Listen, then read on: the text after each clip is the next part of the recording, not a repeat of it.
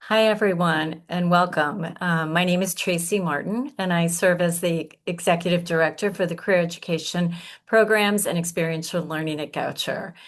I'm pleased to be with my colleagues tonight to talk about the new Student Roadmap, our video series focusing on experiential learning. You see the list of our presenters today. Each of us will share information about our particular programs. Next. So, as the Director of Experiential Learning and Career Education at Goucher, I have the pleasure of working to ensure that all of our students are career ready upon graduation. So, what does that mean? That means that we want to ensure that every Goucher student has both the skills and the knowledge and experience they need to be successful in whatever career they decide to pursue, be that something in history or in business or in art. We want to make sure they know how to proceed with their career upon graduation. And so we have a very unique approach at Goucher, and that's based on the notion that we know that for many students, the idea of thinking about or pursuing careers can be a little daunting or a little scary. And so at many schools, they rely on students to seek out the career office.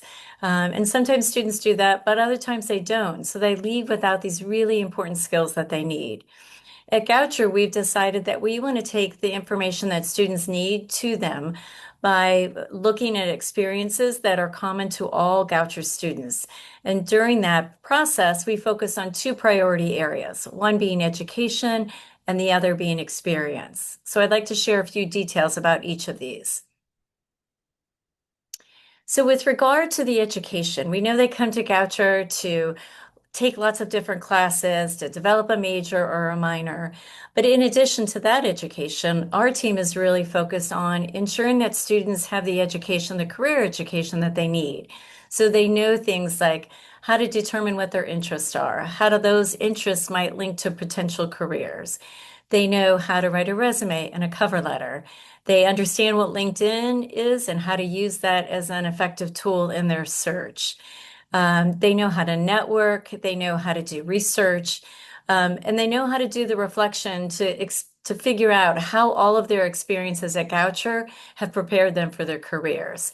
So what we've done to ensure that all Goucher students get this information is that we've identified a series of courses that begin their first year and continue all the way through their final year at Goucher. And within those courses, our team goes into those classes to teach that particular content. So you'll see on this slide that we interact with all first year students twice during their first or second semesters.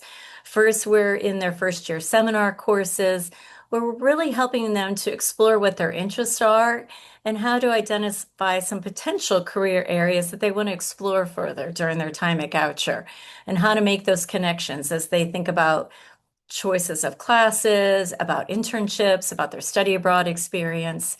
And then we also work with first year students during their writing course, their Writing 181 course, where we really focus on what does a college level resume look like? How do they develop cover letters that they'll use as they apply for campus jobs or internships? During their second and third years, we're really focused on talking with students about internship preparation, how to search for an internship, how to think about if they want to get credit and some of the particulars associated with that. We also go into their professional communications courses and again talk about some skills like interviewing and the use of LinkedIn in their job search. And then we round that out in their final year by going into some of their capstone courses where we really focus on things like job search strategies, which strategies are going to be most successful to them. We also talk about preparation for graduate and professional school. So we're not leaving this up to students to decide to come over and talk with us about that. They can certainly do that, and many do. But we ensure that every student has exposure to this information by presenting this information in these particular courses. So I want to talk a little bit about some of our internship programs. Our experiential learning focus at Goucher is very much a part of our Goucher education. You'll hear my other colleagues talk about that as well. With regard to our office, we really are focused on helping students to get experience through both internships and student employment. With regard to internships, we have a number of programs that we work with students on to help them locate experiences, how to get funding for them. So the first program, which again I think is very unique to Goucher, is an internship funding program. We know that sometimes students find internships that really meet their criteria for areas of interest, but that they might be with an organization like a nonprofit that doesn't have funding available to support them in that internship. So through the generous donation from Goucher alumni, we have funds to be able to provide student money to cover things like transportation costs or housing associated with doing that internship.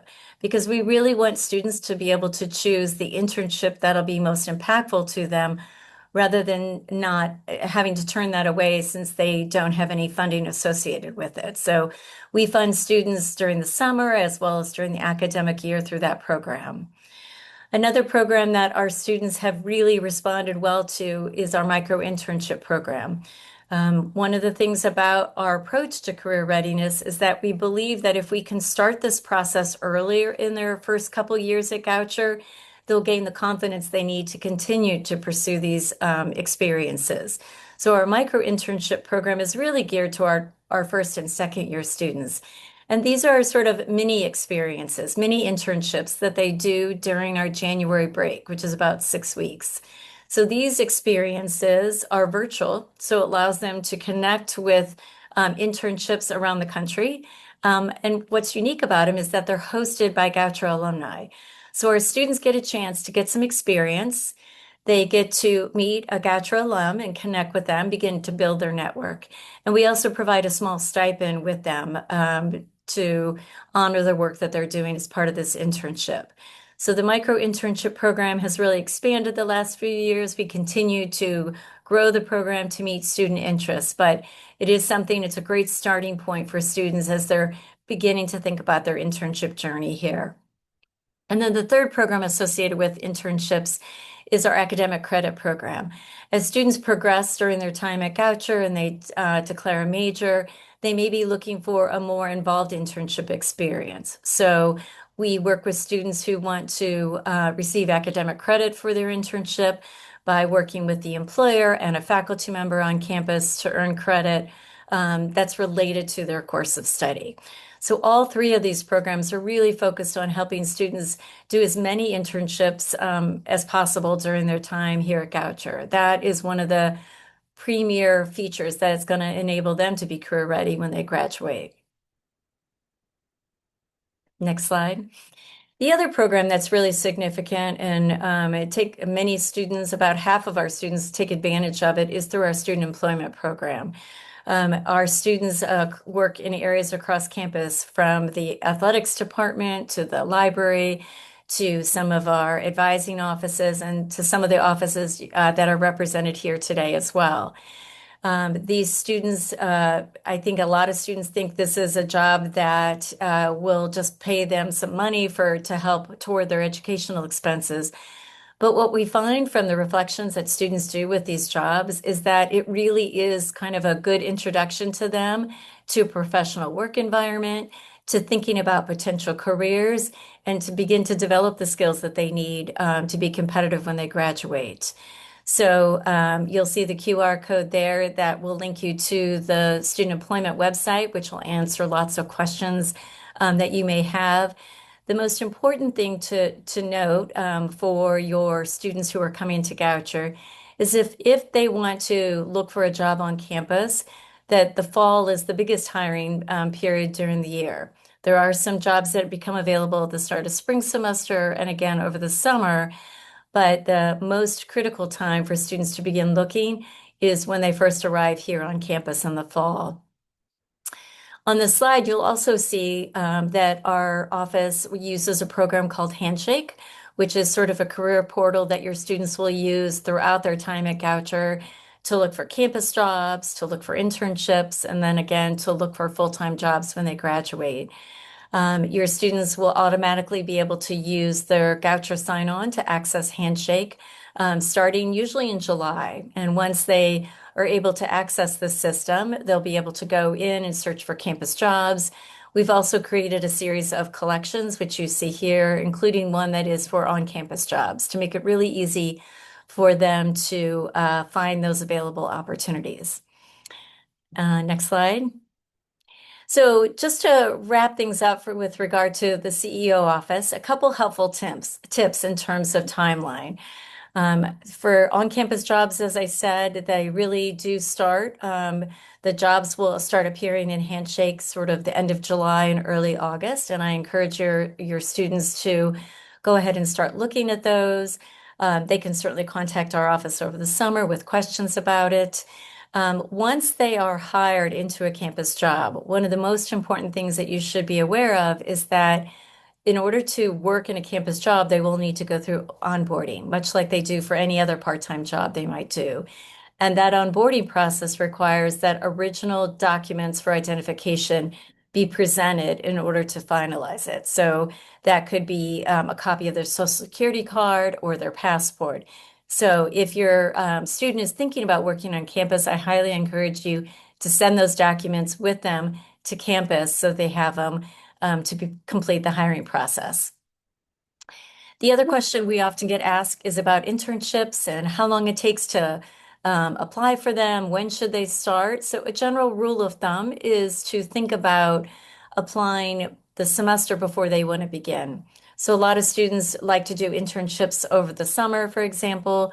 So we encourage students to begin the process no later than the start of spring semester for those positions. And then finally, with regard to the micro internships, since those take place in January, we encourage students to begin thinking about applying for those midway through the fall semester. And the other thing, just to note, again, in terms of gaining experience for all of these programs, is that our team enjoys meeting with students. So I encouraging your students to make an appointment to meet with our team.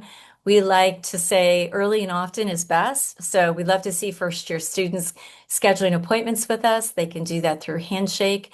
And we want to get to know them and support them during their 4 years here. And the other thing I say this to students, and I encourage you as family and parent members to do that, is to get as many experiences as they can. Work on campus, get involved in community engagement and community service, do lots of internships. The more experience they get, the more clarity they will have about what they want to do when they graduate. So next slide will provide you with some information about our office. If you want to take a look at some of our resources, you're welcome to look at us, look at our website, or to encourage your students to follow us on social media. What we're looking at here is a picture of the C-suite. This is an area that we've created in our office for students to just stop by and ask some questions. Sometimes the hardest thing is, especially for our first year students, knowing who to go to and where to start. So hopefully they'll see this photo and realize this is a place they can just drop by, ask some questions, do some work with one of our team members. So we look forward to welcoming your students to campus. And I'm going to turn it over to my colleague Jenny, who's going to talk a little bit about study abroad. Thank you, Tracy. Hi, everyone. So study abroad at Goucher is a core part of the bachelor's degree and our institutional mission to inspire global change makers. Every single undergraduate student is required to complete a global experience of at least 3 weeks and 3 academic credits. And while students can study abroad during any year of study, most will travel sometime during their junior year. They just need to be in good standing and meet their chosen program's prereqs.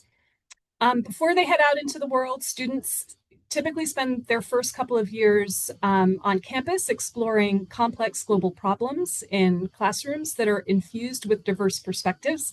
They're learning alongside an international student community that makes up about 10% of our population and growing. And they're learning alongside peers who've already returned from their experiences abroad with a noticeably broader worldview. By the time they go abroad, they're academically ready, and our office spends the term prior to their departure getting them ready to navigate everything else. And as you just heard from Tracy in the Career Education Office, we are intentionally connecting what students do on campus and abroad to the career competencies that they're building across their entire time at Goucher. We want to help them explicitly name and articulate these strengths to future employers. And so all semester study abroad participants will enroll in an asynchronous one credit reflection course through which they're going to focus on articulating these high value assets that they hone during their experience abroad. So things like adaptability, resilience, problem solving, intercultural communication, and so on. Skills that are, of course, going to serve them well in college, but also far beyond. Next slide. So when it comes to finding the right opportunity, we know that not everyone comes to this process from the same starting point. And so that's why we have a highly individualized approach to student advising. We don't believe in a one-size-fits-all model. We want to ensure that every pathway, including launch, student athletes, STEM majors, students with specific learning or physical accommodations, can all fulfill the requirement seamlessly. For some of your students, this could be their first time leaving the country and maybe with their very first passport. For others, they might be balancing campus jobs, family responsibilities, other financial concerns, other realities. Many have thoughtful, important questions about their safety, representation, and belonging in certain parts of the world. So our advisors sit down with every student to look at the whole picture and guide them to options that meet both their interests and their needs. We want students to step, not leap outside their comfort zone. Because we maintain a portfolio of over 100 programs across 40 plus countries, we have a deep pocket of options to fit their needs. These can include traditional semester exchanges at a university abroad or our popular 3-week faculty-led intensive courses abroad, what we call ICAs, that take place during winter or summer terms. Recent and upcoming ICAs include environmental sustainability in Bhutan, biodiversity in Costa Rica, dance in Ghana, historical memory in Spain, and indigeneity, colonialism, and civil society in Taiwan, to name just a few. Goucher faculty guide the students 24/7 through the entire experience. These short-term ICAs are a fantastic fit for students who have too many competing responsibilities to go abroad for a full semester or who might have higher anxiety around international travel. And across all of our programs, students absolutely can take courses to fulfill their major, minor, or other degree requirements with departmental approval. And most options require no prior proficiency in a foreign language. Next slide is there. Sorry, previous slide. I didn't realize you'd advanced. So key considerations. I know that the two things at the forefront of most families' minds with regard to study abroad are cost and safety. Regarding cost, our structure is straightforward and predictable. For semester programs, students are going to pay the exact same tuition and fees that they would if they remained on campus, and their institutional aid applies fully. It travels with them. For our shorter programs, students with financial need can apply for generous scholarships through our office, and there's generous external funding for them to consider as well. We rarely see students having to walk away from an international opportunity on account of unmet financial need. Regarding health and safety, this is our absolute top priority for your students. We carefully vet every program, monitor global conditions continuously, and conduct extensive pre-departure preparation with students. Additionally, every student is automatically going to be covered in comprehensive travel medical and emergency assistance insurance for the duration of their program abroad at no additional cost. And that insurance is just one piece of a continuous loop of institutional support. That care doesn't start or stop when your student gets abroad. We are here before they leave. We're on call for them 24/7 while they're abroad. And then we work with them post-return to help them articulate those experiences onto some of the things Tracy mentioned, LinkedIn, their resume, and to prep for job interviews and the like. So final slide is just our contact page. Please encourage your students to reach out to the Office of Global Ed early. We'd love to see freshmen as soon as they walk in the door. In fact, we're going to host a fair in our dining hall in September to show them all the different opportunities that they can be thinking about and planning around. Um, and they can also hear directly from our faculty who lead programs, as well as some of our university partners and providers. So it's a great opportunity to start getting their feet wet and getting ready for what lies ahead. So I hope this has been helpful. I am going to pass the baton now to Lindsay, who is going to talk to you a little bit more about community-based learning. Thank you, Jenny. Hi everyone. My name is Lindsay Johnson Walton, and I am the Director of Community-Based Learning. I, I'm in good fellowship here with Jenny and Tracy in terms of just sort of a wide range of experiential opportunities that are available to all of our students at Goucher. So our office is sort of the space that mixes curricular and co-curricular engagement. We really focus a lot on making sure that our students are getting sort of grounded community experiences, that there are opportunities to reflect on who they are and why they're doing the work they're doing in the community. We hope that the work that they're doing is sort of strengthening their commitment to justice and very importantly, developing interpersonal and professional skills.